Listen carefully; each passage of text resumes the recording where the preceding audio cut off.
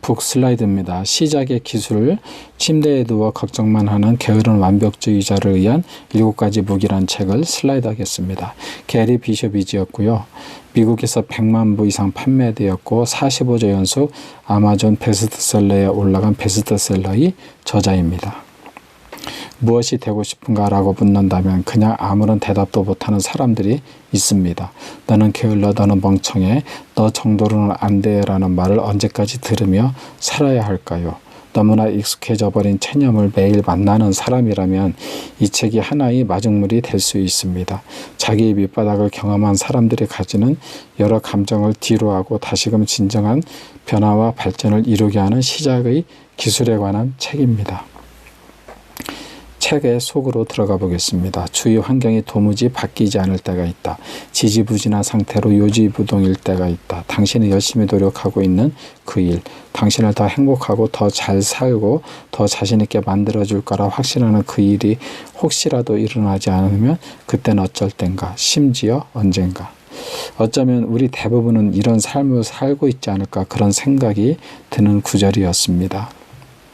이 책은 밖에서 답을 구하지 말고 안에서 답을 구하라고 요구할 것이다. 하지만 이것은 당신더러 답을 찾으라는 얘기가 아니다. 당신이 곧 답이다. 나를 찾아오는 의뢰인들에게 내가 수없이 들려주듯이 사람들은 기사가 당도하기만을 기다리며 평생을 보낸다. 자신이 그 기사인 줄도 모르고 말이다. 흑기사, 백기사 뭐 이런 얘기죠. 여러분의 인생은 여러분이 등장하기만을 간절히 기다리고 있다. 그래서 당신이 답을 찾으라는 것이 아니라 당신이 곧 답이라는 글을 읽는 순간 저는 다니엘 호손의 큰바위 얼굴이라는 그 소설이 생각났습니다. 주인공이 큰바위 얼굴의 의인을 기다리지만 그 의인은 나타나지 않고 결국은 세월이 한참 흘러서 보니 자기 자신이 그 큰바위 얼굴이 되었다는 이야기죠. 이 이야기는 꼭 나 자신이 곧 답이다라는 말과 일맥상통하는 이야기다고 이렇게 생각이 됩니다. 가장 먼저 발견하고 깨달아야 할 것은 당신이 스스로에게 한계를 그어왔다는 사실이다.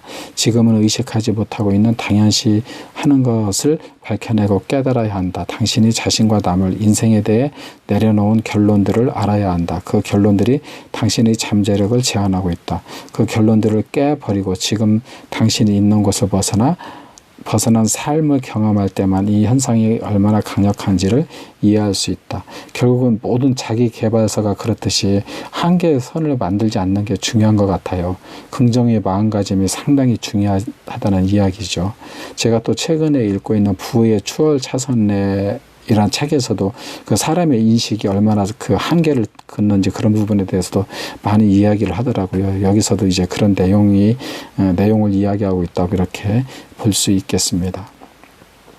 나를 찾아오는 많은 사람들에게는 공통점이 하나 있다. 무의식 속에서 부모가 자신을 잘못 길렀다는 사실을 증명하고 싶어 한다는 점이다. 그 욕망은 아주 다양한 방식으로 표출된다. 그 중에는 아주 나쁜 방식도 있고 미묘한 방식도 있고 뻔한 방식도 있지만 모두 그들의 삶에 강력한 영향을 미친다. 결국은 부모에 대한 부정적인 감정은 누구나 다 가지고 있다고 생각합니다. 그것은 어쩌면 선악과를 먹고 낙원에서 추방당한 인간의 원죄인지도 모르겠다 이런 생각이 들고요. 그런데 어쩌겠어요. 그 부정적인 감정에 투영되는 부모를 뛰어넘어야 한다고 봅니다. 연봉을 높여달라고 요구하는 위험을 감수하지 않는다면 어떻게 연봉이 올라가겠는가? 확실성과 편안함만 붙잡고 있다면 어떻게 커리어의 발전이 있겠는가?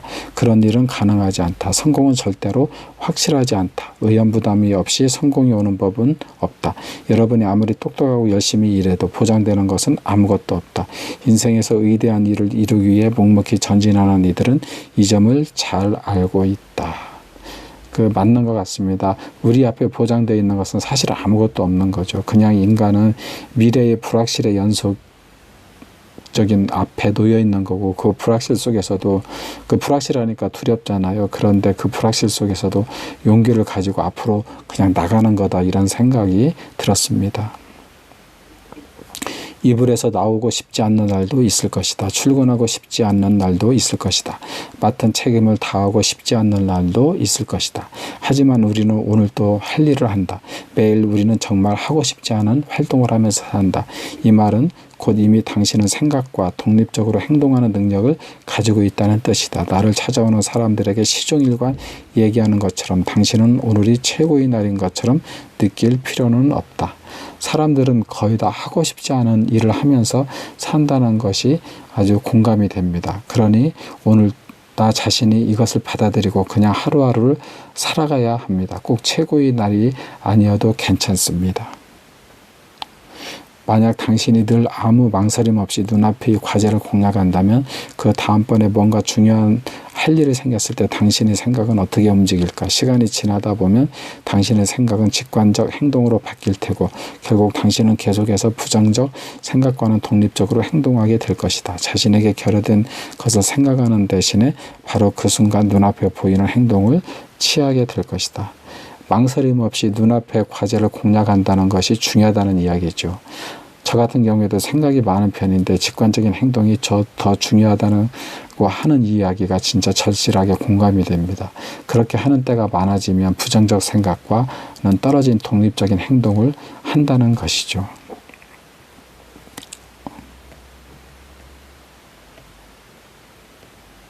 결혼 생활에서 불화의 근본 원인은 기대를 시키지 못했기 때문이라는 글을 본 적이 있다. 나는 겨우 그 정도가 아니라고 생각한다.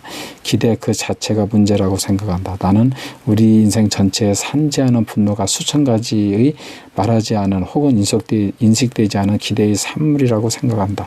그 기대가 우리 인생 경험에 거대한 먹구름을 들이우고 있다. 인생을 기대에 끼워 맞추려 하면 커다란 스트레스가 유발되고 인생의 기대에 부응하지 못하면 대단한 실망감이 든다.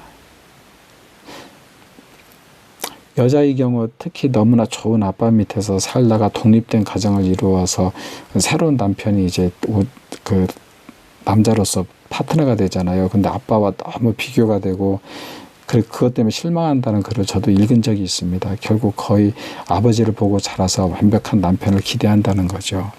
이것은 인식되지 않는 기대의 산물의 또 하나라고 그런 생각이 듭니다.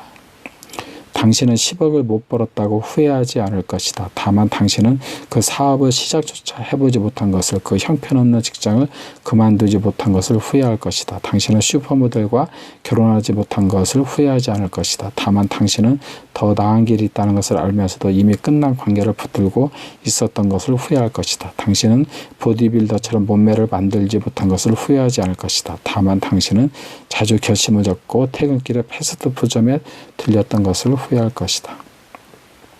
그래서 돈을 버는 것보다 더 중요한 것은 자기의 꿈을 펼치기 위해 몸부림을 했느냐의 문제라고 봅니다. 그런 몸부림으로 그 무지개를 잡지 못했느냐는 두 번째 문제라는 것이죠. 원하는 삶을 살고 있는 사람과 당신의 유일한 차이점은 그들은 그런 삶을 살고 있다는 사실이다. 그들은 그런 삶을 스스로 만들었고 지금 그 삶을 살아가고 있다. 그 사람들이 당신보다 더 똑똑하거나 더 용이 주도하거나 더 강한 것이 아니다. 그들이 가진 것 중에서 당신이 갖지 못한 것은 하나도 없다. 유일한 차이점은 성공한 사람들은 기다리지 않는다는 점이다. 그들은 때가 되기를 기다리지 않는다. 영감을 받거나 어떤 우주의 기운이 자신을 행동하게 만들기를 기다리지 않는다. 그들은 일어나서 행동을 한다. 그들은 준비가 됐다고 느끼기 전에 이미 시도하고 실패한다. 그들은 비행기를 만드는 동안 날려본다. 비행기가 하늘에서 떨어지면 그들은 파편을 주워 모아 다시 시도한다. 결국 행동의 중요성을 이야기하는 것인데요. 꿈만 꾸지 말고 행동을 하라. 실패하면 다시 일어서라. 그 실패조차도 다음 시도를 위한 자산이 될 것이다. 이런 이야기입니다. 당신의 내면은 아무 의미도 없다. 그것은 삶의 의연구역 밖에서 머물고 싶어서 당신이 만들어낸 또 하나의 변명일 뿐이다. 문제는 그 의연구역들이 바로 삶이라는 것이다. 나머지는 그냥 그 자리에 있는 것뿐이다. 그렇습니다. 안전을 추구하지 않아야 한다는 거죠. 의연지역 자체가 삶이라는 것입니다. 앞에 놓인 것이 너무나 반짝이고 만족스럽다면 뒤를 돌아볼 시간이 없다. 눈도 마음도 오직 정명만 응시하게 될 것이다. 그것이 당신을 꺼내줄 것이다. 너무나 크고 밝고 근사한 미래, 잠재력과 가능성을 듬뿍 머금고 있는 미래, 그 미래가 묵직하고 고대였던 과거로부터 당신을 놓아질 것이다. 고진감래라는 말이 생각나는 시점이 아닐까 합니다. 여러 의견과 장애를 극복하고 성취가 눈에 보이는 순간이라는 거죠. 더 이상 뒤에 묵직하고 고되었던 것이 나를 끌어당기지 못할 것입니다. 내용이 유익하다면 좋아요와 구독을 눌러주세요. 감사합니다.